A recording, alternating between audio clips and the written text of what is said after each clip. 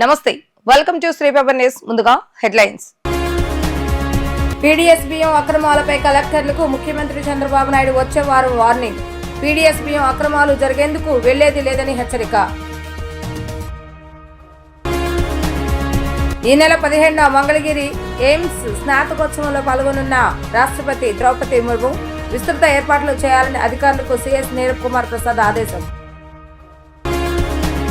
ముఖ్యమంత్రి చంద్రబాబు నాయుడుపై వైసీపీ అధినేత Jagan fire. CM Chandrababu నాయుడుపై ప్రజలు ఆగ్రహంతో ఉన్నారని వ్యాఖ్య.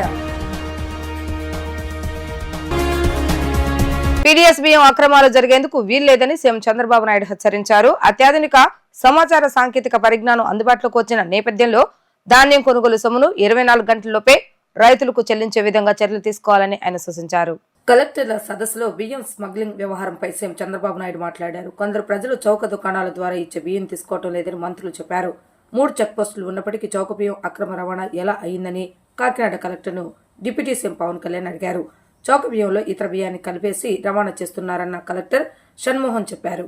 13 కేసుల్లో 86 రైస్ మిల్లులకు నోటీసులు జారీ చేశామని కలెక్టర్ తెలిపారు. చౌక బియ్యం రీసైక్లింగ్ తక్షణం నిలుపుదల చేయవలసిందేనని స్పష్టం చేశారు. వినియోగదారులు తినటం లేదు కాబట్టి రీసైక్లింగ్ పర్వాలేదన్న ధోరణి సరికాదని తెలిపారు. ఈ వ్యవహారంపై పూర్తిగా అధ్యయనం చేసి చర్యలు తీసుకుందామని తెలిసి చెప్పారు. నో క్వశ్చన్ ఆఫ్ ఎక్కడ కూడా ఎంత పెద్ద మాఫియా అయినా సరే, ఎవడు ఇన్వాల్వ్ అయినా సరే, no question of compromise. It should not be. ఎక్కడ జరగకూడదు. ఇక్కడ కలెక్టర్స్ ఉన్నారు, ఎస్పీలు ఉన్నారు. Both of you are here. You are having any problem on that you can tell us now. ఇది అన్నోటీసులు వెళ్ళిపోతున్నారు అందరూ. అంటే ఈ యొక్క smuggling is so strong. Shanmohan garu, after having 3 check post still how these guys could go? Sir, last time sir మనం షిప్లో పట్టుకున్న కొంత క్వాంటిటీ ఉంది సార్. దాంట్లో ఒక రీజన్ ఏమైందంటే సార్, మనం ఏవైతే సీజ్ చేస్తున్నామో ఆ సీజ్ చేసిన దానికి ఇంకా ఓవర్ 6 months 5 months ఇంకా పాడైపోతుందని కొంచెం మనం బ్యాంక్ గ్యారంటీ తీసుకుని కొంత రిలీజ్ చేసాం sir. So that also cross the check post sir. Second issue what we identified ఈ సార్, ఈ 0.01% of FR case, 0.02% of R కేసుతో రెగ్యులర్ రైస్ని పీడిఎస్ రైస్ని మిక్స్ చేసి lot of transporters have moved sir. అది when we get in to the details, regular mills ఎక్కడైతే మనం సిఎంఆర్ చేస్తున్నారో అక్కడ అదే మిల్స్లోనే ప్రైవేట్గా కూడా వాళ్ళు మిల్లింగ్ చేస్తున్నారు సార్. సో ఆ కంటామినేషన్ జరుగుతుంది అనేది మనకు వస్తున్న రెగ్యులర్ ఫీడ్బ్యాక్ సార్. సో అందువల్ల మిస్ అవుతాం. Why can't we go to the rice millers also and they must be, are they a part of it? Rice millers? అవును సార్, మనం ఇప్పుడు ఈ 13 కేసెస్ ద్వారా సార్ 86 రైస్ మిల్స్కి మనం ఆల్రెడీ నోటీస్ ఇచ్చి already we have send teams also sir. ఒక 7 teams వేసారు. అలాగే మనం లాస్ట్ 4 daysలో ఆల్మోస్ట్ 780 kgs వరకు సార్. నాకు I'm not able to recollect the tonnage sir, but we have identified some cases where they were stocks and we have seized them also sir last 4-5 days lo kuda after this incident also. CM garu are very clear. Do you have any political pressures? Nothing sir, absolutely not sir. And what is stopping us? Adi sir, ante we were not conclusively able to find out PDS rice 100% 1% tho of the FR case unte man easy ga identify cheseyచ్చు sir. Actually it is going to an extent of 0.01% of dilution sir.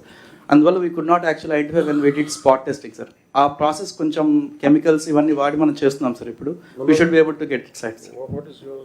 First of all, recycling and also smuggling has to be place 100%. We have to stop it.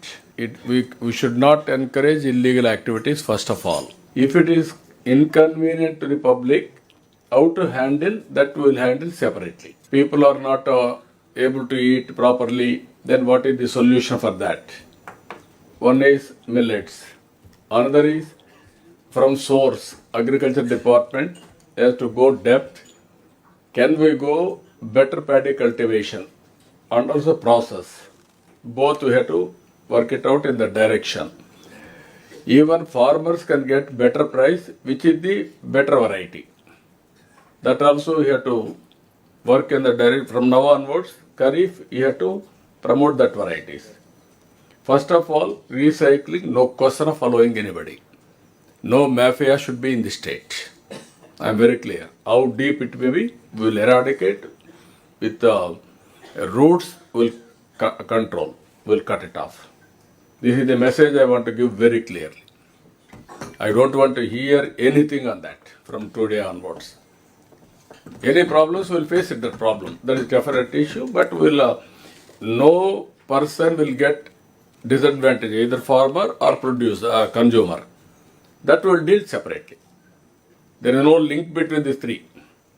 కాబట్టి కన్జ్యూమర్కి నష్టం వస్తుంది కాబట్టి మనం recycling అలో చేద్దాం, farmer పండించిన పంట పోదు కాబట్టి మనం స్మగ్లింగ్ ఎంకరేజ్ చేద్దాం. No, it is the root cause. It is very very dangerous for the society. I'm very clear on that. మంగళగిరిలోని all India institutes of medical sciences ప్రథమ స్నాతకోత్సవంలో పాల్గొనేందుకు ఈ నెల 17వ తేదీన రాష్ట్రపతి ద్రౌపది ముర్ము రానున్నారు. ఈ మేరకు విస్తృత ఏర్పాట్లు చేయాలని ప్రభుత్వ ప్రధాన కార్యదర్శి నీరబ్ కుమార్ ప్రసాద్ అధికారులను ఆదేశించారు. వివిధ శాఖల అధికారులతో సమీక్షించారు. తాత్కాలికంగా ఖరారైన కార్యక్రమం ప్రకారం రాష్ట్రపతి ద్రౌపది ముర్ము ఈ నెల 17వ తేదీన ఉదయం 11:20 భారత వాయుసేన విమానంలో గన్నవరం విమానాశ్రయానికి చేరుకుంటారు. అక్కడి నుంచి రోడ్డు మార్గంలో 12:05 మంగళగిరి ఎయిమ్స్ కు వెళ్తారు. స్నాతకోత్సవంలో పాల్గొన్న అనంతరం తిరిగి ప్రయాణమవుతారు. రాష్ట్రపతి పర్యటనలో గవర్నర్, సీఎం చంద్రబాబు నాయుడు, కేంద్ర రాష్ట్ర మంత్రులు తదితర ప్రముఖులు పాల్గొంటారని సీఎస్ తెలిపారు. సీఎం చంద్రబాబు నాయుడు అబద్దాలు, మోసాల పట్ల ప్రజలు ఆగ్రహంతో ఉన్నారని వైసీపీ అధినేత వైఎస్ జగన్మోహన్ రెడ్డి అన్నారు. ప్రతి నెల ఒక్కో అంశాన్ని పట్టుకొని ప్రజలను తప్పుదోవ పట్టిస్తున్నారని ఆరోపించారు. అలాగే చంద్రబాబు నాయుడు వచ్చాడు, బాదుడే బాదుడు మొదలైందని వ్యాఖ్యలు చేశారు. ఉమ్మడి ప్రకాశం జిల్లా వైసీపీ ప్రజా ప్రతినిధులతో వైఎస్ జగన్మోహన్ రెడ్డి సమావేశమయ్యారు. ఈ సందర్భంగా వైఎస్ జగన్ పార్టీ నేతలతో మాట్లాడుతూ అధికారంలోకి వచ్చిన 6 నెలలకే ఎప్పుడూ చూడని వ్యతిరేకత ఈ ప్రభుత్వం పట్ల కనిపిస్తుంది. మనకున్న వ్యక్తిత్వం, విశ్వసనీయత వల్లే మనం రేపు మళ్లీ అధికారంలోకి వస్తామని అన్నారు. చంద్రబాబు నాయుడు అబద్దాల, మోసాల పట్ల ప్రజలు ఆగ్రహంతో ఉన్నారని అన్నారు. అందుకే డైవర్షన్ పాలిటిక్స్ చేస్తున్నారని, గ్లోబల్స్ ప్రచారం చేస్తున్నారని ఆరోపించారు. ప్రతి నెల ఒక్క అంశాన్ని పట్టుకుని ప్రజలను తప్పుదోవ పట్టిస్తున్నారని ఆయన ఆగ్రహాన్ని వ్యక్తం చేశారు. ప్రతిరోజు ప్రతి నెల ఒక టాపిక్ తీసుకొస్తారు. ఏదో ఒక టాపిక్ తీసుకొచ్చి గ్లోబల్స్ ప్రచారంలో భాగంగా ప్రతి ఒక్కడు దాన్ని అందుకుంటారు. ఓసారి తిరుపతి లడ్డు అంటారు, ఇంకొకసారి జూన్లో ఋషికొండ భవనాలు అన్నారు, జూలైలో శ్వేతపత్రాలు, మదనపల్లి ఫైల్స్ అన్నారు, ఆగస్టులో ముంబై నటి నా పేరేం పేరు కాదాంబరి అన్నాడు, సెప్టెంబర్లో ప్రకాశం బ్యారేజీని బోట్లతో ఢీకొట్టి గేట్లను పడగొట్టాలని చెప్పి మనం ప్లాన్ చేసినామని అంటాడు. అక్టోబర్లో సరే ఇంకా ఎట్లా మీరంతా చూశారు, నా కుటుంబాన్ని తీసుకొచ్చినాడు. నవంబర్కి వచ్చేసరికి బడ్జెట్పై దృష్టి మళ్లించడానికి 14 లక్షల కోట్ల అప్పులు అని చెప్పి, డిసెంబర్లోకి వచ్చేసరికి ఇప్పుడు కొత్తగా మీరంతా మనం చూస్తూ ఉన్నాం రేషన్ బియ్యం అంటున్నాడు. ఇప్పుడు కొత్తగా కనిపిస్తూ ఉందా రేషన్ బియ్యం అని చెప్పి. ఇప్పుడు నాకు నిజంగా ఆశ్చర్యం అనిపిస్తుంది ఆ రేషన్ బియ్యం కథలీలు చెప్తా ఉన్నప్పుడు. ప్రభుత్వంలో ఎవరున్నారు అని, ప్రభుత్వంలో మనం ఉన్నామా, ప్రభుత్వంలో వాళ్ళు ఉన్నారా అని నాకు అర్థం కాల.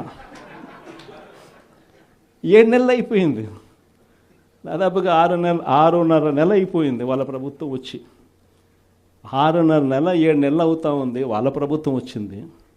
ఎమ్మెల్యేలు వాళ్ళు, మంత్రులు వాళ్ళు, కలెక్టర్లు వాళ్ళు, జాయింట్ కలెక్టర్లు వాళ్ళు, పోలీసులు వాళ్ళు, ఎంఆర్ఓలు వాళ్ళ అధికారులే, చెక్ పోస్టులు వాళ్ళవి, అన్నీ వాళ్ళవే. ఇవన్నీ దాటుకొని మళ్ళీ పోర్టుకు వచ్చింతే పోర్టులో కస్టమ్స్ అధికారులు, పోర్టులో సిఐఎస్ఎఫ్ పోలీసులు, ఇవన్నీ కూడా వీళ్ళు పొత్తులో ఉన్న కేంద్ర ప్రభుత్వం మనుషులు. మరి ఇవన్నీ దాటుకొని ఏదైనా మెటీరియల్ బోటులోకి పోగలుగుతుందా? ఎందుకంటే ప్రజల తరపున మళ్ళీ పోరాటం చేయాల్సిన సమయం వచ్చింది. ప్రజల తరపున ప్రజలకు దగ్గర కావాల్సిన సమయం వచ్చింది. ప్రజలు ఇబ్బందుల్లో ఉన్నప్పుడు మనం ఉన్నాము అన్న భరోసా ప్రజలకు మనం ఇవ్వాలి. ప్రతి అడుగులోనూ వ్యతిరేకతే. ఒకవైపున చేయాల్సిన ఏ మంచి పని జరగలేదు. సూపర్ 6లు లేవు, సూపర్ 7లు లేవు. మరోవైపున వ్యవస్థలన్నీ పూర్తిగా నీరు గారిపోయాయి. విద్యారంగం కానీ, వైద్య రంగం కానీ, వ్యవసాయ రంగం కానీ, డోర్ డెలివరీ కానీ, గవర్నెన్స్ కానీ. మరోవైపున చూస్తే బాదుడే బాదుడు. కరెంటు బిల్లులు ఈరోజు ముట్టుకుంటే ఈ నెల స్టార్ట్ అయింది. ఇంకా మొదటి డోసే 6,000 కోట్ల రూపాయలకు సంబంధించిన మొదటి డోసు ఈరోజు ఇచ్చినాడు ఈ నెల బిల్లులో. నవంబర్ నెల బిల్లు, డిసెంబర్ నెల బిల్లు, ఏ ఇంటికి వెళ్ళి కరెంటు బిల్లు ఎంత అని చెప్పి తేడా అడిగితే ప్రతి ఇంట్లో కూడా తేడా కనిపిస్తుంది. కనీసం 300 రూపాయలు పైన రేట్లు పెరిగినాయి. వాట్సాప్ ద్వారా పౌర సేవలు అందించే అంశంపై కలెక్టర్ల సదస్సులో మంత్రి నారా లోకేష్ ప్రజెంటేషన్ ఇచ్చారు. ఇక నుంచి వెబ్సైట్ ద్వారా ప్రభుత్వ సమాచారం అంతా వచ్చేలా కార్యాచరణ సిద్ధం చేస్తున్నట్లుగా ఆయన తెలిపారు. జనన మరణాల ధ్రువపత్రాల జారీకి పాటిస్తున్న విధానంపై సమీక్షించాలని అన్నారు. విద్యాశాఖలో automated permanent academic account registration ID జారీ సమయంలో ఎదురైన ఇబ్బందులను ప్రస్తుతం మార్పు చేసి సరిచేస్తున్నట్లుగా తెలిపారు. విధానాలను సగం నుంచి డిజిటలైజ్ చేయటమే కాకుండా పూర్తిగా వాటి ప్రాసెసరీ ఇంజనీరింగ్ చేయవలసి ఉందని చెప్పారు. ప్రస్తుతం ప్రపంచంలో UAE మాత్రమే ఒకే ప్లాట్ఫామ్ పై పౌర సేవలు అందజేస్తుందన్నారు. ప్రభుత్వ సమాచారం ఒకే వెబ్సైట్ లో పొందుపరుస్తామని వెల్లడించారు. 153 పౌర సేవలు వాట్సాప్ ద్వారా ఇచ్చేందుకు వీలుగా కార్యాచరణ సిద్ధం చేశామన్నారు. సింగిల్ నంబర్ లో entire government delivery we want to stream line. So departments cannot maintain their own numbers.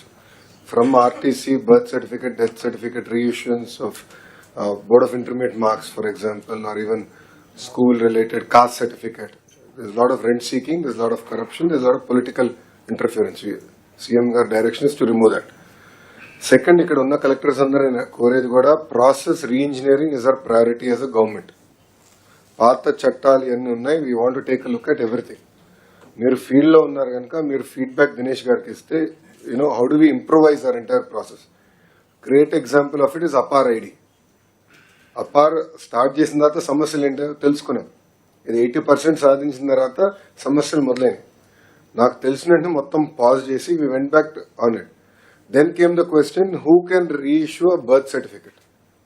What is the legal framework on reissuing a birth certificate?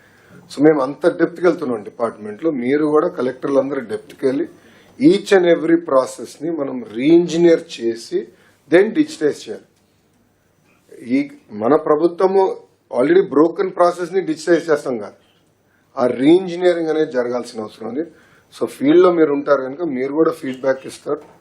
దానిపైన we want to completely innovate our government processes. Sir భారతదేశంలో ఏకైక దేశం sir, ప్రపంచంలో ఏకైక దేశం చేసింది sir ఈ project end to end, that is UAE sir. Only one country, sir. UAE, United Arab Emirates, sir. Only country end to end they have been able to do on single platform, sir. So WhatsApp is the beginning. WhatsApp is the road. Gaurav Mukhyamantri gar vision ఏంటంటే ప్రభుత్వ websites కూడా ఇంకేం ఉండవు. There will be only a single website called ap.gov.in and there will be a simple search bar. So government data మొత్తం will be searched, can be searched, access there. ఆ search bar లో కూడా వెళ్ళి simple గా నాకు pension రావట్లేదు కొడితే work flow WhatsApp లో ఏదైతే వర్క్ ఫ్లో ఉందో ఆ work flow will start there. అట్లా మొత్తం గవర్నెన్స్ ని మొత్తం స్ట్రీమ్ లైన్ చేయాలి అనేది గౌరవ ముఖ్యమంత్రి గారు ఆదేశాలు. సో ఇదేదో it is not a dog and pony show project, it is not a vanity project, it is about true delivery of services to the end man. ఇది దయచేసి అందరు సీరియస్ గా తీసుకోమని కోరుతున్నాను. ఎప్పటికీ బ్యాక్ ఎండ్ ఎప్పటికీ చేస్తున్నారు, ఎప్పటి నుంచి ఆపరేషన్ స్టార్ట్ అవుతాయి, రోలింగ్ అంతా కూడా ఎప్పుడు చేస్తారు, ఒక స్టెబిలైజేషన్ ఎప్పటికి వస్తుంది? సార్ మనకి ఈ 153 సర్వీసెస్ సార్ ఒక 10 days లో entire end to end complete integration అయిపోతుంది సార్. ఒక I think in 15 days we can roll out sir for these 153 services. Back end అంతా రెడీగా ఉన్నాయి 153 కి everything is ready sir. 153 is already been tested, validated, sir. Finance gateway integration we need to just finalize it, sir. Otherwise we are through for 150. ఎప్పటికి అవుతుంది gateway finance? Sir 10 days sir. We are on it, sir. Not at all a problem. 10 days will be done. Yes sir. రాష్ట్రంలో palace రాజ్యం పోయి పనిచేసే ప్రభుత్వం వచ్చిందని TDP పాలిట్ bureau సభ్యులు వర్లారామయ్య అన్నారు. ప్రభుత్వం ఏం పనిచేస్తుందో ప్రజలకు ప్రతిరోజు కనిపిస్తుందని వ్యాఖ్యానించారు. టీడీపీ కేంద్ర కార్యాలయంలో ఏర్పాటు చేసిన విలేకరుల సమావేశంలో టీడీపీ పాలిట్ బ్యూరో సభ్యులు వర్లారామయ్య మాట్లాడుతూ కూటమి ప్రభుత్వం అధికారంలోకి వచ్చిన ఈ 6 నెలల్లో అనేక ప్రజానుకూల నిర్ణయాలు తీసుకుంది. పింఛన్ను 1000 రూపాయలు పెంచి ప్రభుత్వం అధికారంలోకి రావడానికి ముందు 2 నెలలు కలిపి మరీ ఇచ్చారు. కూటమి ప్రభుత్వం అధికారంలోకి వచ్చిన ఈ 6 నెలల్లో అనేక ప్రజానుకూల నిర్ణయాలు తీసుకుంది. ఈ పొద్దు కింద 5 ఏళ్లలో పేదలకు 1.60 లక్షల కోట్ల ఈ ప్రభుత్వం పంపిణీ చేయనుంది. 198 అన్నా క్యాంటీన్లు తిరిగి తెరిచింది. దీపం పథకం కింద 80 లక్షల మందికి ఉచిత గ్యాస్ సిలిండర్లు పంపిణీ చేస్తోంది. 861 కోట్లతో రోడ్లు మరమ్మతులు చేపట్టింది. ఉచిత ఇసుక పథకం కింద తక్కువ ధరకు ఇసుకను ప్రజలకు అందజేస్తుంది. జే బ్రాండ్లు ఎత్తివేసి తక్కువ ధరకు నాణ్యమైన మద్యాన్ని సరఫరా చేస్తుంది. అమరావతికి 15,000 కోట్లు, పోలవరానికి 12,000 కోట్ల కేంద్రం నుంచి సాధించి పనులు మొదలుపెట్టారు. అనంతరం టీడీ జనార్దన్ మీడియాతో మాట్లాడుతూ మాటలు చెప్పి మోసం చేసే ప్రభుత్వ స్థానంలో పని చేసి చూపించే ప్రభుత్వం వచ్చిందని అన్నారు. లూటీ లాఠీ ప్రభుత్వం పోయి ప్రజలతో సన్నిహితంగా పనిచేసే ప్రభుత్వం వచ్చిందని అన్నారు. రాష్ట్రంలో ప్రజలు స్వేచ్ఛగా బతకగలే వాతావరణం నెలకొందని పేర్కొన్నారు. రాష్ట్రాన్ని సకల రంగాలలో కుప్పకూల్చి వెళ్లిన జగన్ తాను దిగిపోయి ఇంకా 6 నెలలు కూడా కాకముందే కూటమి ప్రభుత్వంపై దుష్ప్రచారం మొదలుపెట్టారని గురజాల మాల్యాద్రి ధ్వజమెత్తారు. జగన్మోహన్ రెడ్డి అయిన పార్టీ ఎమ్మెల్యేలు అసెంబ్లీ మొహం కూడా చూడటం లేదని ప్యాలెస్ లో కూర్చొని బురద జల్లి వినోదిస్తున్నారని విమర్శించారు. జగన్ వసూలు చేసిన లంచాలు, కొట్టేసిన వాటాలు రోజుకొకటి వెలుగులోకి వస్తుంటే వాటికి సమాధానం చెప్పే దమ్ము లేక టీడీపీపై ఆరోపణలతో కాలం గడుపుతున్నారని ఆరోపించారు. చంద్రబాబు ప్రభుత్వం పెన్షన్ ఒకేసారి 1000 రూపాయలు పెంచి 4000 రూపాయలు ఒక్కొక్క పెన్షన్దారికి 1 తారీఖున ఇళ్ల వద్ద ఇవ్వటం జరుగుతుంది. నేను అడుగుతున్నా ఈ రోజున జగన్మోహన్ రెడ్డి గారిని, ప్రతిపక్ష నాయకుల్ని, మీ ప్రభుత్వంలో నవరత్నాలని చెప్పి 250 రూపాయలు మాత్రమే మీరు పెంచారు మొదటి సంవత్సరం. నిజం కాదా? చంద్రబాబు నాయుడు గారు 1000 రూపాయలు పెంచి 3000కి 1000 రూపాయలు కలిపి 4000 రూపాయలు 1 తారీఖున వాళ్ళ ఇళ్ళ దగ్గర ఇస్తున్నారు. 6 నెలల నుంచి అదే జరుగుతుంది. ఇదే కొనసాగుతుంది 5 సంవత్సరాలు. సంవత్సరానికి, ఏడాదికి 33,000 కోట్ల రూపాయల చొప్పున 5 ఏళ్లలో 1,60,000 కోట్ల రూపాయలు ఈ రోజున ఈ పెన్షన్దారులకు ఇవ్వడానికి సిద్ధపడిన పేదల పక్షపాత ప్రభుత్వం చంద్రబాబు నాయుడు గారిదని చెప్పి మీ అందరికీ తెలియజేస్తున్నా. రెండవది, 198 అన్న క్యాంటీన్లు తిరిగి ప్రారంభించి క్షుద్బాధతో, ఆకలి మంటలతో అలమటిస్తున్న పేదవాడికి 5 రూపాయలకే కడుపు నిండా అన్నం పెట్టిన ఘనత చంద్రబాబు నాయుడు గారి ప్రభుత్వం. నేను అడుగుతున్నా జగన్మోహన్ రెడ్డి గారు, 5 ఏళ్లలో అన్న క్యాంటీన్లు ఏమైనాయి? పేదవాడికి పట్టెడు అన్నం పెట్టారా మీరు? ఎందుకు ఈ మొసలు కన్నీరు కారుస్తూ ఉన్నారు మీరు? చంద్రబాబు నాయుడు గారు 198 అన్న క్యాంటీన్లు పెట్టి క్షుద్బాధ తీర్చారు. గమనించి మీరే న్యాయ నిర్ణయం చేయాలని చెప్పి కూడా తెలియచేస్తున్నాను. మూడవది, దీపం 2 పథకం కింద 80 లక్షలకు పైగా ఉచిత గ్యాస్ సిలిండర్లు మాకు కావాలని బుక్ చేసుకున్నారు. గతంలో ఈ పథకం లేదు మీ ప్రభుత్వంలో జగన్మోహన్ రెడ్డి గారు. పేద మహిళలు ఇబ్బందులు పడుతున్నారని తెలిసి సంవత్సరానికి 3 గ్యాస్ సిలిండర్లు ఉచితంగా పేద మహిళలకు అందజేస్తున్న ఏకైక ప్రభుత్వం భారతదేశంలో చంద్రబాబు నాయుడు గారి ఈ కూటమి ప్రభుత్వం అని చెప్పి కూడా నేను గుర్తు చేస్తున్నా. 4, 861 కోట్లతో రోడ్ల మరమ్మతుల పనులు ప్రారంభించి సంక్రాంతిలోగా రోడ్ల నిర్మాణం పూర్తి చేయాలని కంకణం కట్టుకున్న ప్రభుత్వం చంద్రబాబు నాయుడు గారిది. నేను అడుగుతున్నా జగన్మోహన్ రెడ్డి గారు, మీ చెల్లి షర్మిలమ్మ గారు మొన్న కామెంట్ చేస్తున్నారు, మా అన్న ముఖ్యమంత్రిగా ఉన్నప్పుడు గర్భిణీ స్త్రీ బస్సులో కానీ కారులో కానీ ప్రయాణం చేస్తే ఆ రోడ్ల మీద ఇంటికి వెళ్ళేటప్పుడు కూడా ప్రసవం జరిగేదని చెప్పింది ఆవిడ. నిజం కాదా జగన్మోహన్ రెడ్డి గారు? ఈ రోజున చంద్రబాబు నాయుడు గారు 861 కోట్ల రూపాయలతోటి సంక్రాంతి కల్లా ఆంధ్రప్రదేశ్ రాష్ట్రంలో రోడ్లన్నీ కూడా మరమ్మతులు సాగాలి, ప్రయాణం సాఫీగా సాగాలి రోడ్డు యూజర్స్ కానీ నిర్ణయం తీసుకున్న ప్రభుత్వం చంద్రబాబు నాయుడు గారి ప్రభుత్వం. ఉచిత ఇసుక సరఫరా వల్ల 125 కుల వృత్తులు చేసుకునే వాళ్ళకి, వ్యాపారులకి చేయూతనిచ్చారు. బ్రహ్మాండంగా కట్టడాలు లేస్తున్నాయి. బ్రిటిష్ వాళ్ళతో పోరాడి సంపాదించుకున్న స్వేచ్ఛ స్వతంత్రాన్ని స్వతంత్ర భారతంలో వైసీపీ గవర్నమెంట్ కాలంలో మరొకసారి కోల్పోవటం బాధాకరం, విచారకరం. ఆ భయంకర పరిస్థితుల్ని భరించలేక ప్రజలందరూ తిరుగుబాటు చేసి ఎన్డీఏ ప్రభుత్వాన్ని చంద్రబాబు గారి నాయకత్వంలో కోరుకున్నారు. ముఖ్యంగా ప్రజల ఆస్తులకి, మాన ప్రాణాలకు కూడా భద్రత లేనటువంటి రోజులై 5 సంవత్సరాలు. ఆస్తుల విషయంలో బహిరంగంగా ల్యాండ్ టైటిలింగ్ యాక్ట్ తీసుకొని వచ్చి వాళ్ళకు అనుకూలమైన వ్యక్తుల్ని పెట్టి ఆ విధానంలో ప్రజల ఆస్తుల్ని లూటీ చేసినటువంటి విధానం కూడా చూసాం మనం. ఎవరికి ప్రభుత్వమే ఈ పరిస్థితికి తాళపడితే ఎవరికి చెప్పుకోవాలని ప్రజలు భయంకరమైన పరిస్థితులు ఎదుర్కొన్నారు. అందుకే ఆనాడు ఎన్నికలకు ముందు హామీ ఇచ్చాడు బాబు గారు. ఎన్నికలు అవుతూనే మొట్టమొదటి సంతకం ల్యాండ్ టైటిలింగ్ యాక్ట్, ఏదైతే భూబకాసురులకి అనుకూలంగా ఉందో దాన్ని రద్దు చేయటం జరిగింది. అప్పటి నుంచి ప్రజలు ఇప్పుడు స్వేచ్ఛా స్వాతంత్రాలు పీలుస్తున్నారు, రాష్ట్రంలో హాయిగా జీవనం చేస్తున్నారు.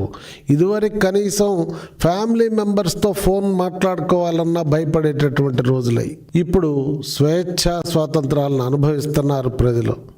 ఎక్కడ మీటింగ్ పెట్టుకోవాలన్నా ప్రజాస్వామ్యం లేదు.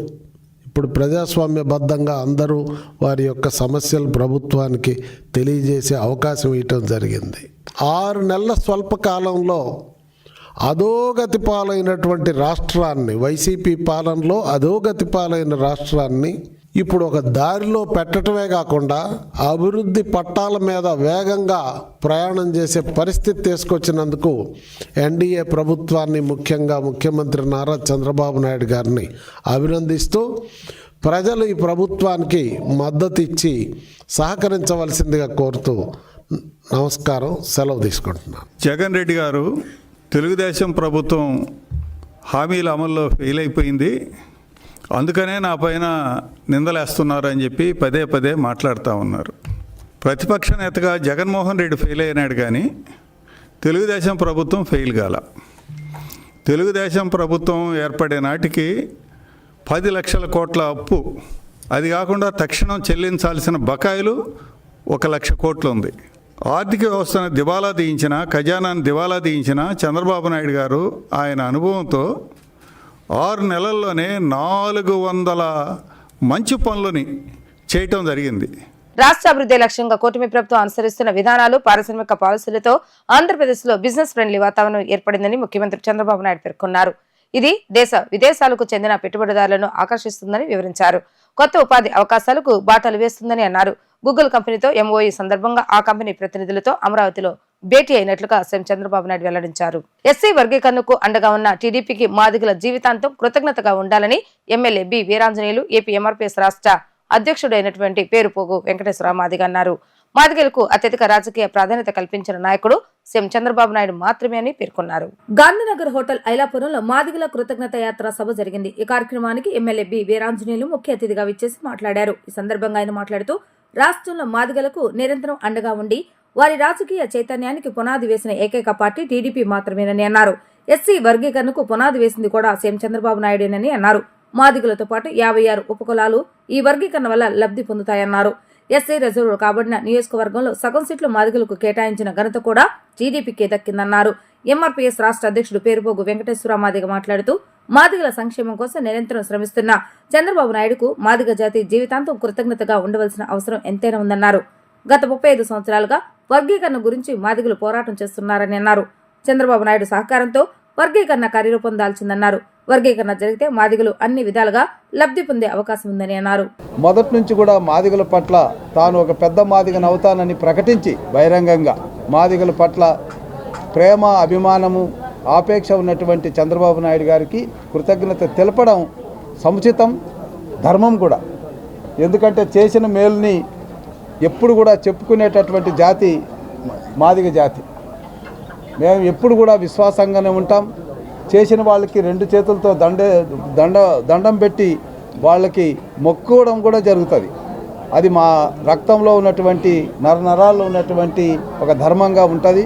కాబట్టి తమ్ముడు పేరుపోగు వెంకటేశ్వరరావు జరిపినటువంటి కృతజ్ఞత యాత్ర ఈరోజు విజయవంతం కావడం, ఈ యాత్రకు మరి రాష్ట్రం నలుమూలల నుంచి, తెలుగు రాష్ట్రాల 2 రాష్ట్రాల నలుమూలల నుంచి కూడా పెద్ద ఎత్తున వచ్చినటువంటి సోదరీమణులందరికీ కూడా నేను కృతజ్ఞతలు తెలియజేసుకుంటున్నా. ఇక భవిష్యత్ అంతా కూడా అంటే ఎక్కువ ఇన్ని రోజులు కష్టపడ్డాం, దాదాపుగా ఒక సుదీర్ఘమైనటువంటి పోరాటం, 30 సంవత్సరాలు పోరాటం, 30 సంవత్సరాల పైగా చేసినటువంటి పోరాట ఫలితం ఇప్పుడు లభించబోతుంది జాతికి. సో తప్పకుండా ఏదైతే జనాభా ప్రాతిపదికన రిజర్వేషన్లు ఇవ్వాలన్నటువంటిది సుప్రీంకోర్టు అంశం అయితే దాన్ని జిల్లాల వారీగా మరి జననం ఏదైతే ఉందో, అంటే ఏదైతే సంఖ్య ఉందో ఆ సంఖ్యను బట్టి ఆల్రెడీ అనాలిసిస్లు కూడా చేశారు. కాబట్టి ఆ సంఖ్యను బట్టి మనకు రిజర్వేషన్లు ఇవ్వాలన్నటువంటిది చంద్రబాబు నాయుడు గారి ఆలోచన. మరి ముఖ్యంగా ఇప్పుడున్న 15% నుంచి 19% జనాభా ఆధారంగా, ఇప్పుడైతే జనాభా పెరిగింది కాబట్టి ఆ జనాభా ఆధారంగా కూడా పెంచిన తర్వాత మాకు వచ్చేటటువంటి కోటాను కూడా మాకు ఇవ్వాలనేసి మొన్ననే ఎమ్మెల్యేలు అందరూ కలిసి చంద్రబాబు నాయుడిని కోరడం జరిగింది. ఎస్సీ వర్గీకరణ జీవోని తీసుకురావటం వల్ల, ఆర్డినెన్స్ తీసుకురావటం వల్ల 2000 సంవత్సరం నుంచి 2004 వరకు మాదిగ ఉపకులాలకు 25,000 ఉద్యోగాలు వచ్చాయి. కాబట్టి చంద్రబాబు నాయుడు గారితోనే మాదిగల వర్గీకరణ, మాదిగల సమగ్ర అభివృద్ధి సాధ్యమని ఆయనకి మేము కృతజ్ఞతలు తెలియజేస్తూ ఉన్నాం. అంతేకాదు 2024 సార్వత్రిక ఎన్నికల్లో ఎస్సీలలో 29 ఎస్సీ రిజర్వ్డ్ సీట్లు ఉంటే మాదిగలకు సగం సీట్లు కేటాయించినటువంటి ఘనత కలిగిన ముఖ్యమంత్రి నారా చంద్రబాబు నాయుడు గారికి ఈ సందర్భంగా మేము కృతజ్ఞతలు తెలియజేస్తూ ఉన్నాం. అంతేకాదు నారా చంద్రబాబు నాయుడు గారికి కృతజ్ఞతలు తెలియజేసే క్రమంలో ఎంతోమంది అవహేళన చేసిన పరిస్థితి కూడా ఉంది. నేను అడుగుతున్నాను, ఈ రోజున మాల సోదరులు నారా చంద్రబాబు నాయుడు గారిని మాల మాదిగల మధ్య చిచ్చు పెట్టాడని విమర్శిస్తున్నప్పుడు మరి మనందరం కూడా అదే దారిలో మనం కూడా వెళ్ళి చంద్రబాబు నాయుడు గారిని విమర్శిస్తే వర్గీకరణ, మాదిగల అభివృద్ధి సాధ్యమవుద్దా అని నేను అడుగుతూ ఉన్నాను. కాబట్టి అన్నదమ్ములుగా ఉన్నటువంటి మాల మాదిగలు కలిసి ఉండాలన్నా, మాల మాదిగలకి సామాజిక న్యాయం జరగాలన్నా నారా చంద్రబాబు నాయుడు గారు ఖచ్చితంగా మాదిగల పక్షాన, సామాజిక న్యాయం పక్షాన నిలబడి ఇవాళ ఏకసభ్య కమిషన్ వేయటం వల్ల ఇవాళ భవిష్యత్తులో మాదిగలకి వర్గీకరణ జరిగితే 30 ఏళ్ల సుదీర్ఘ పోరాటంలో మేము ఎన్నో త్యాగాలు చేశాం, ఎంతోమంది అసూలు బాశారు. మరి అటువంటి ఈ పోరాటంలో ఆయన అధికారంలోకి వచ్చిన తర్వాత మాదిగలకు భరోసా ఇచ్చి ఈ రోజున వర్గీకరణ చేయటానికి రాష్ట్ర ప్రభుత్వం ముందడుగు వేసినందుకు ఖచ్చితంగా మేము కృతజ్ఞతలు తెలియజేస్తున్నాం. చంద్రబాబు నాయుడు గారి ద్వారానే ఎస్సీ వర్గీకరణ సాధ్యమని మేము నమ్ముతా ఉన్నాం. నవ ఆవిష్కరణలకు పాలిటెక్ ఫెస్ట్ ఒక గొప్ప వేదికగా నిలుస్తుందని ఎమ్మెల్సీ అశోక్ బాబు అన్నారు.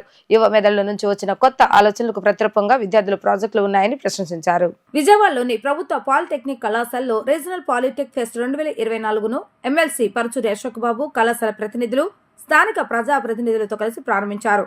ఈ సందర్భంగా ఎమ్మెల్సీ అశోక్ బాబు మాట్లాడుతూ రీజనల్ పాలిటెక్ ఫెస్ట్ లో ఉమ్మడి కృష్ణా జిల్లా పరిధిలోని 5 ప్రభుత్వ, 10 ప్రైవేట్ పాలిటెక్నిక్ కళాశాల విద్యార్థులు 129 ప్రాజెక్టులను ప్రదర్శనకు ఉంచినట్లుగా తెలిపారు.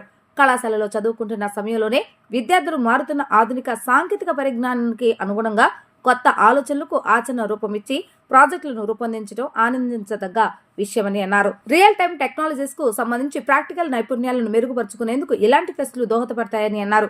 రాష్ట్ర ప్రభుత్వం విద్యార్థుల నైపుణ్యాల పెంపునకు అత్యంత ప్రాధాన్యత ఇస్తుందని ఆయన వివరించారు. రాష్ట్ర ప్రభుత్వం 5 ఏళ్లలో 20 లక్షల ఉద్యోగాల్లో పాలిటెక్నిక్ విద్యార్థులకు కూడా ఉద్యోగ అవకాశాలు కల్పిస్తుందని అన్నారు. విద్యార్థులకు స్కిల్ డెవలప్మెంట్ లో శిక్షణ ఇచ్చి ఉద్యోగాలు ఇప్పిస్తామని చెప్పారు.